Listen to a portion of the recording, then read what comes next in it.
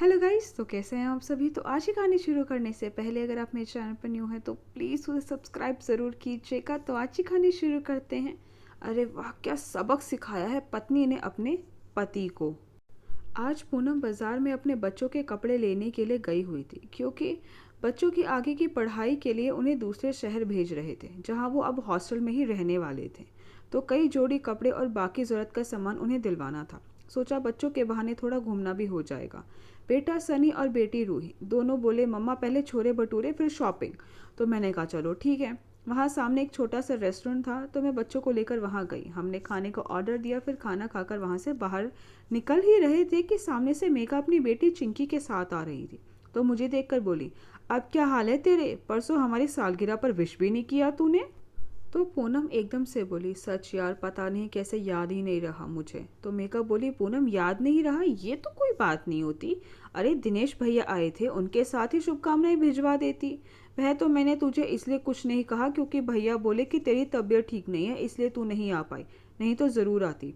यह सुनकर मैं चुप रह गई कि अब घर की बात किसी के आगे क्या कहूँ, अपनी इज्जत ही घटती है।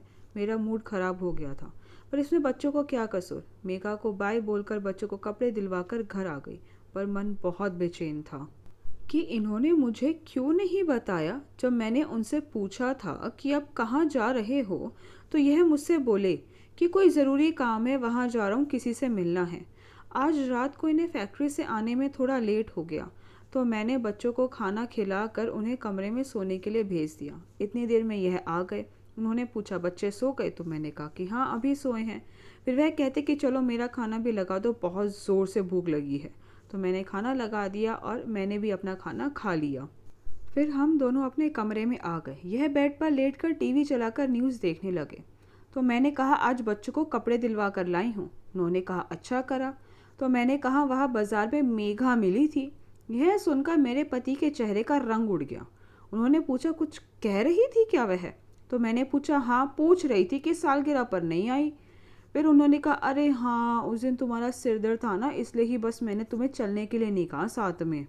तो मैंने कहा, अरे साथ में चलना तो छोड़ो, आपने तो मुझे ये बताना भी ज़रूरी नहीं समझा। तो वह चिढ़कर बोले, क्या बताता कि मैं पार्टी में जा रहा हूँ, फिर तुम भी तैयार हो जाती चलने के लिए। अब ऐसे अच्छा थोड़ी लगता है। तो मैंने पूछा, क्या अच्छा नहीं लगता? तो वह बोले, तुम्हारे साथ कहीं जाना मुझे अच्छा नहीं लगता।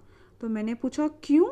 उन्होंने कहा, क्योंकि तुम कभी आईना नहीं देखती क्या? कितनी बेडोल हो गई हो, बिल्कुल बद्धी दिखने लगी हो, जैसे अभी से 60 साल की हो गई हो। उनकी यह बातें सुनकर मैं चौंक गई कि इन्होंने यह क्या कह दिया। इन्होंने मेरी 20 सालों की तपस्या का यह फल दिया। मैं चुपचाप आँख बंद कर कर बिस्तर पर लेट गई और यह बाहर ड्राइंग रूम में आ गए। मैं पूरी रात रोती रही, कब आग लग गई पता ही नहीं चला। सुबह उठी तो सिर बहुत भारी था। फिर भी चाय नाश्ता बनाया, खाने की तैयारी करी, क्योंकि बेटा होटल मैनेजमेंट का कोर्स करने देहरादून जा रहा था और बेटी ने दिल्ली की एक यूनिवर्सिटी में एडमिशन लिया था। दोनों ट्विंस हैं। अब दोनों बच्चे घर से बाहर जा रहे थे, तो मैं अपने आंसू दिखाकर उन्हें दुख नहीं देना चाहती थी। दोनों इतने बड़े हो गए थे, फिर भी मम्मा मम्मा करते आगे पीछे फिरते थे। सारी पैकिंग कर कुछ खाने पीने का सामान पैक करा। बेटा अपने दोस्तों के साथ चला गया और बेटी को उसके पापा छोड़ने गए थे, ताकि सारी व्यवस्था अच्छी तरह से देख लें। बच्चों को भेजकर मैंने चाय पी और अपने कमरे में आ गई, पर इनकी कही बात मेरे दिल पर अभी तक लगी थी। मैं आईने के सामने खड़ी हो गई। लगा, हाँ, सचमुच बेडोल बदसूरत हो गई हूँ। यह तो उन्होंने सही कहा, पर क्यों हुई, कैसे हुई? कहने से पहले यह भी नहीं सोचा। जब शादी करके आई थी तब यह एक छोटी सी नौकरी करते थे, एक छोटी ननद थी, सास ससुर थे, घर का सारा काम खुद करना। 1 किलो दूध लाते थे यह बस, उसमें से बीमार ससुर को दवाई के साथ 3 बार थोड़ा थोड़ा दूध देना, फिर चाय के लिए भी दूध देखना। घर के काम के साथ साथ सासू माँ थोड़ा बहुत जो काम घर से हो जाए, जैसे कि टॉफ़ी पर रैपर चढ़ा देना, कभी बिंदी चिपकाने का काम भी ले आती थी, ताकि घर का कुछ खर्चा निकल जाए। जैसे ननद की शादी करी तो खुद के बच्चे हो गए। धीरे धीरे समय बढ़ने लगा तो सास ससुर साथ छोड़ गए। फिर इन्हें इनके एक दोस्त की फैक्ट्री में थोड़ा सा अच्छा काम मिला, तो दाल रोटी का खर्चा सही से निकलने लगा। पर इतना ज़्यादा हिसाब भी नहीं हुआ था कि मन मर्जी का खर्चा कर सके। औरत यही तो मार खाती है, पति को बच्चों को पूरा खाना दे देती है, जितनी बचत होती है बस अपने में ही करती है। 2-3 साल पहले हिसाब बना तो इन्होंने अपनी फैक्ट्री लगाई, लक्ष्मी मैया की कृपा हुई और पूरी उम्र की कमी साल भर में पूरी कर दी। पर इतने सालों के अंदर मैं थक चुकी थी, अपने लिए कुछ ना करने की आदत बनी रही। पर आज इन्होंने मुझे एहसास करवा ही दिया कि इंसान को अपने लिए भी जीना चाहिए है। अब मन में कुछ फैसला कर खड़ी हुई। शाम को पास के एक जिम में गई। वहाँ लेडीज़ का स्पेशल टाइम था जिसमें जेंट्स नहीं आते थे। वहाँ अपना नाम लिखवा आती हूँ, फिर अपनी सहेली को कहती हूँ कि एक फुल टाइम मेड हो तो बताना, फिर घर आ जाती हूँ। दिनेश तो अपनी बात कहकर भूल चुका होता है, पर पूनम ने तो नई मंजिल पकड़ ली थी जिसमें उसे अपने लिए जीना था। 2 दिन में फुल टाइम मेड भी मिल जाती है तो वह उसे सारा काम समझा देती है। मेड को देख दिनेश कहता है बाकी के काम के लिए रख लेती, पर खाना पीना तो खुद ही बना लेती। बिना हाथ पैर हिलाए तो तुम और बेडोल हो जाओगी। तो मैंने भी कह दिया, इतने साल काम कर कर देख लिया, अब छोड़कर भी देख लेती हूँ, जहाँ इतनी हूँ थोड़ी सी और सही। तो इन्होंने कहा कि तुमसे तो बात करना ही बेकार है। अब पूनम ने हेल्दी फूड खाना, वॉक करना, जिम जाना शुरू कर दिया, पर घर में ढीले ढाले कपड़े पहनकर रहती ताकि दिनेश को कुछ पता ना चले कि वह क्या कर रही है। हर महीने पार्लर जाती है, तरह तरह के फेस पैक घर पर बनाकर लगाती है, जो शौक पहले अधूरे रह गए थे उनको पूरा करती है। उधर दिनेश मेड का हाथ का बना खाना खा खाकर तंग हो चुका होता है, क्योंकि पूनम ने हमेशा उसे गर्मा गर्म स्वादिष्ट खाना बनाकर खिलाया था। पूनम के हाथों के खाने में बिल्कुल अमृत जैसा स्वाद होता है जिसे खाकर तृप्ति हो जाए। वह हैरान परेशान था कि पूनम को क्या हो गया है, इतनी बहक गई है।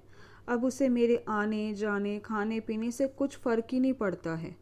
पहले तो मैं किसी दिन अगर एक रोटी कम लेता था खाने में तो पूछती थी, क्या हुआ जी, तबीयत तो ठीक है ना। गर्मा गर्म दूध देती थी कि पी लेना, ताकत आ जाएगी, पूरा दिन काम में लगे रहते हो। 4-5 महीने में ही दिनेश हिलने लगा था, क्योंकि उससे बाजार का खाना पसंद नहीं था और घर से ढंग से मिल नहीं रहा था। आदमी सामान तो ला सकता है, चाहे वह फ्रूट हो या सब्जी, पर काट कर खाना उसके बस का नहीं होता। आज जब वह फैक्ट्री से आया तो उसने सुना उनकी मेड दूसरे घर की मेड से कह रही थी, आज तो मेरी मैडम पूरे 4 घंटे पार्लर में लगा कर आई है, बड़े लोगों के बड़े चोचले। तो दिनेश सुनकर अंदर जाता है, पूनम को ढूंढता हुआ अपने कमरे में जाकर देखता है तो नीले रंग की साड़ी में पूनम गजब ढा रही थी। एक बार तो दिनेश देखकर चौंक जाता है, यह पूनम ही है ना। एकदम बदली बदली लग रही थी। तो वह बोला, कहाँ जा रही हो। तो पूनम कहती है, मेघा की बेटी का जन्मदिन है, वहाँ जा रही हूँ। तो दिनेश कहता है कि मेरे पास तो उनका कोई फ़ोन नहीं आया। तो पूनम कहती है, हाँ उसने बताया था, उन्होंने आपको फ़ोन मिलाया था पर आपका फ़ोन लग नहीं रहा था, तो इसलिए मेरे पास फ़ोन आ गया था। तो दिनेश ने कहा कि तुमने मुझे बताना भी ज़रूरी नहीं समझा और अकेली तैयार होकर चल दी। तो पूनम कहती है, अपने आप को आईने में देखा है, तुम हो मेरे साथ चलने लायक। तो दिनेश कहता है कि तुम्हारा दिमाग खराब हो गया है क्या। और वह अपने आप को आईने के सामने जाकर देखता है तो उसकी आंखों के नीचे काले घेरे बन चुके थे, चेहरे पर बिल्कुल भी रौनक नहीं थी। तो एकदम से कहता है, अरे यह क्या हो गया मेरे चेहरे को, मैं तो बिल्कुल ठीक था। तो पूनम कहती है, तुम ठीक नहीं थे, वह तो मेरी मेहनत थी, मेरी तपस्या थी। मैंने अपना शरीर खोकर तुम्हारी सेवा करी थी, खुद चाहे भूखी रही हूँ, तुम्हें भर पेट खाना खिलाया हमेशा। और मेरी मेहनत तपस्या का क्या सिला दिया तुमने, बेडोल, यही कहा था ना तुमने। अब मुझे देखो, कुछ महीनों की मेहनत से मैंने अपने आप को कितना सुधार लिया है और अब मैं पार्टी में जा रही हूँ। तुम्हारा खाना मेड ने बना दिया है, खाकर सो जाना। मुझे पार्टी से आने में देर हो जाएगी, कोई कुछ पूछेगा तो कह दूंगी तुम्हारी तबीयत खराब थी। और बिना दिनेश की तरफ देखे वह बाहर गाड़ी में आकर बैठ जाती है। आज उसके चेहरे पर शांति और सुकून था, क्योंकि अब उसने अपने लिए जीना सीख लिया था और दिनेश सिर्फ उसे जाते हुए देख रहा था, उसके पास बोलने के लिए कुछ नहीं था। आई होप गाइस कि आपको मेरी वीडियो पसंद आई। आपको मेरी वीडियो पसंद आई है तो प्लीज़ उसे लाइक ज़रूर कीजिएगा, शेयर कीजिएगा, मुझे कमेंट करके ज़रूर बताइएगा कि आपको मेरी वीडियो कैसी लगी।